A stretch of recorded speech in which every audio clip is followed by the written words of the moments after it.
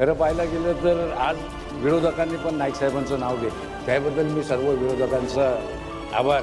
आणि त्याच्यामुळेच मला आज बोलायची इच्छा झाली. आणि कामगारांच्या बाबतीत किती कळवळा आहे विरोधकांमध्ये तो पण मला कळाला. या सभागृहामध्ये बऱ्याच वर्षापासून आपण सगळेजण कामगारांच्या बाबतीत बोलत आलो. यामध्ये किती लोक असे आहेत की त्या सभागृहामध्ये या कामगारांबद्दल बोलत आहे, ते कामगार असेच लागले का? यांनी गावच्या जमिनी विकल्या, बायकोचे दागिने घाण ठेवले, बऱ्याचशा लोकांना माहिती आहे, त्याशिवाय ते लागलेले नाहीत. यांचा कळवळा घ्यायची गरज नाही कुणी. आदरणीय सागर नाईक साहेबांनी हा जो प्रस्ताव आणलाय त्याच्यामध्ये फक्त अभिनंदन करणं एवढं फार गरजेचं आहे. आजपर्यंत कामगारांच्या बाबतीत केवळ महापालिकेचाच नव्हे, MIDC मधल्या असतील, प्रायव्हेट कंपन्या असतील, यांच्याबद्दल जर जाणीव असलेला नेता कोण असेल तर आदरणीय गणेशजी नाईक साहेब. त्याच्यामुळे कोणी सांगू नये की कायम करणे कायम न करणे. आदरणीय दादांना सगळं माहिती आहे, वेळेस सगळ्या गोष्टी पूर्ण केल्या जातील आणि आमच्या कामगारांना सुद्धा माहिती आहे. जर आम्हाला न्याय मिळेल तर फक्त गणेश नाईक साहेबांकडून मिळेल. आज गेल्या 8-10 दिवसापासून हा जो प्रस्ताव आलाय तेव्हापासून कितीतरी कामगार आनंदाने आमच्याकडे येतात. किती नगरसेवक आहेत, आले की नाही? हे काय बोलतात, रडताय तुम्ही? अहो, तुमच्यासाठी 70 लाख रुपये पण कमी आहेत, पण त्यांच्यासाठी 7,000 हे 70 लाखापेक्षा जास्त. त्यांनाही माहिती आहे. अगोंडे साहेब एकेकाचं काढलं ना तर बरंच काय काढी, कारण आमच्याकडे काहीच नाही. आता या सभागृहामध्ये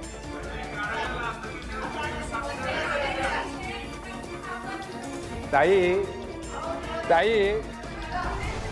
अहो, तुमचे सदस्य बोलताना कामगार उन्हात नव्हते, सावलीत होते का? अहो, मी बोलतोय, मी केवळ तुमचं अभिनंदन करायला उठलोय की एवढ्या नाईक साहेबांचं तुम्ही ज्या पद्धतीत नाव घेतलं ते मला आनंद झाला. मान्य केलं तुम्ही की हा जो प्रस्ताव आला नाईक साहेबांच्या माध्यमातून आलाय. या नव्या मुंबईमध्ये कोणी बोलायची गरज नाही.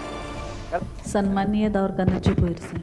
सन्माननीय महापौर महोदय, सन्माननीय उपमहापौर महोदय, सन्माननीय आयुक्त साहेब, सन्माननीय सभागृह नेते, सन्माननीय स्थायी समिती सभापती, सर्व सन्माननीय सदस्य, सन्माननीय अधिकारी वर्ग, सन्माननीय पत्रकार बंधू, या ठिकाणी सभागृह नेते सागरजी नाईक साहेब यांनी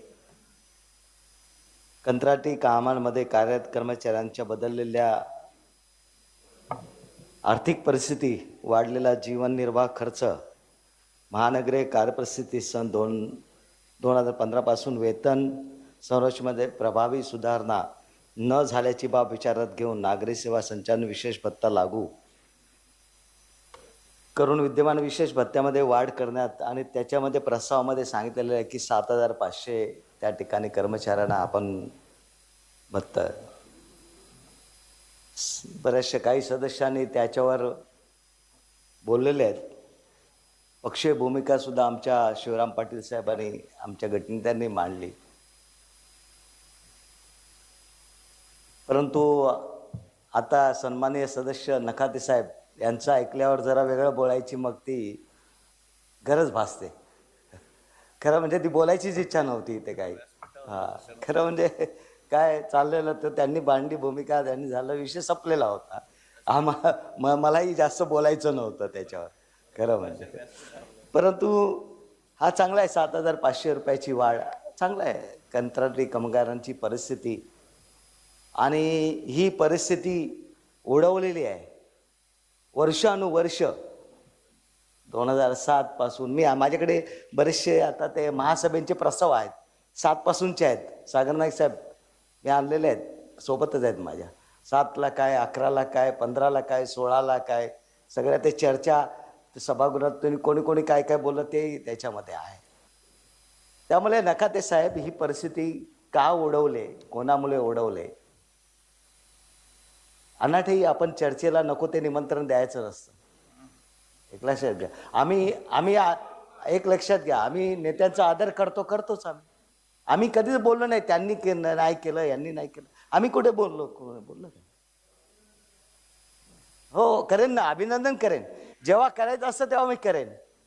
परंतु या ठिकाणी तुम्ही शब्द वापरताय की गावच्या जमिनी दागिने ते विकून त्यांनी नोकरी हे चुकीचं स्टेटमेंट आहे. खरं आहे का? अच्छा, मला माहिती नाही म्हणून विचारतो मी. खरं असेल तर हरकत नाही. त्यांनी ते विकून नोकरी मिळवले म्हणजे पैसे देऊन नोकरी घेतले का, असं बोलायचं आहे का आपल्याला? म्हणून मी बोलतोय. तुम्ही स्टेटमेंट करताना थोडासा विचार करायला हवा होता की पैसे कोणी घेतले. मग तुम्ही जे स्टेटमेंट केलं पैसे कोणी घेतले एक लक्षात ठेवा. सगळ्या नगरसेवकांनी तेव्हापासूनच्या आतापर्यंत अधिकारी असतील, नगरसेवक आपापल्या परीने प्रयत्न केलेत नगर कामगार लावण्यासाठी, काही परस्पर लागले असतील, पण तुम्ही अशा प्रकारे स्टेटमेंट नाही करायला पाहिजे. ठीक आहे सर. तुमच्यावरती तुम्ही घेतले का अशा पद्धतीने बोलताय? मी तुमच्यावर आरोप केलाय का? माझ्यावर आरोप नाही हो. अहो जनरल आरोप होतो ना तो. तुम्ही समजून घ्या. तुम्ही स्टेटमेंट काय करता हे समजून घ्या थोडं. पण जे केले, जे मी अनुभव घेतला त्याचाच केले. मी ठाम आहे. त्याचा अर्थ असा होतो, मी ठाम आहे. त्याचा अर्थ असा होतो की त्यांनी पैसे देऊन नोकरी मिळवली. तुम्ही समजून घ्या जरा काय स्टेटमेंट करताय. तुम्ही काय बोलताय हे स्वतःलाच तुम्ही समजून घ्या. मी बोलणार नव्हतो, मी खरंच बोलणार नव्हतो, पण तुम्ही स्टेटमेंट केल्यामुळे मी बोलतोय आता. त्यामुळे जर का वर्षानुवर्षी परिस्थिती बदलायची होती आपल्याला तर आपण बदलू शकत होतो ना.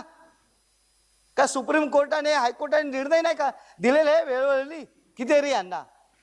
मग आपण का कामगारांची उपेक्षा करत होतो का? वर्षानुवर्ष त्यांना सडक ठेवलेला आहे. त्यांना निर्णय ह्या सभागृहाला कोणी थांबवलं घ्यायला? आणि सभागृहात निर्णय घेतल्यावर कोण कोर्टात गेलं असतं, कोर्टात थांबलं, शासन थांबलं, आपल्याला सांगता आलं असतं शासनाने थांबवलंय, आम्ही यांना घेऊ शकत नाही. करा, आज घ्या, आज ठराव करा. आम्ही सांगतो आज ठराव करा त्यांना परमनंट करण्याचा. आम्ही कुठे विरोध करतोय? भत्ता वाढवतात, चांगली गोष्ट, आम्ही कुठे नाही बोललो त्याला. परंतु आपण काय करतोय, काय बोलतोय याचा थोडा तरी विचार केला पाहिजे. आणि दुसरी गोष्ट, महापौर महोदय, या ठिकाणी हा जेव्हा 7,500 आपण वाढवतो, आता त्या ठिकाणी 5 वर्षाची कॉन्ट्रॅक्ट ती संपत आलेली आहे. त्या कॉन्ट्रॅक्टर तो कशा प्रकारे ते देणार आहे, त्याला नियम अटी शर्ती त्या ठिकाणी पाहिल्या पाहिजे की नाही, त्याच्यामध्ये समाविष्ट करावं लागेल ते. म्हणून माननीय आयुक्तांनी ह्यामध्ये त्या ठिकाणी तो त्या ठरावाच्या अनुषंगातून तशा प्रकारे यायला पाहिजे होत्या. आमचा बोलण्याचा उद्देश आहे की 7,500 देण्यात त्यांना 2,000 देईल, 5,000 कंत्राटदार त्या ठिकाणी ठेवेल. मग फायदा होणार का वाढून? मग फायदा कोणाचा? त्या कामगारांचा करायचा का त्या ठेकेदाराचा करायचा आहे आपल्याला? आणि म्हणून त्या ठिकाणी त्या नियमावली, त्यांचे नियम, ती सुद्धा सुधारणा करावी लागेल. त्याच्यामध्ये त्यांच्या टेंडर अटी शर्ती बदलावे लागतील. असं कसं काय नाही करणार ना आपण? हा, म्हणून सांगतो त्या ठिकाणी आम्हाला याने तिचं आपली परिस्थिती आहे ना, मी मान्य पाहिजे ना.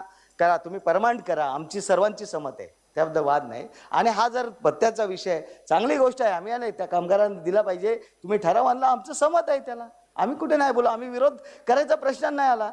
हा, म्हणूनच पण त्या चर्चा आपण कुठे नव्हतो हे स्वतः आपण ओळखलं पाहिजे. हा ठीक आहे.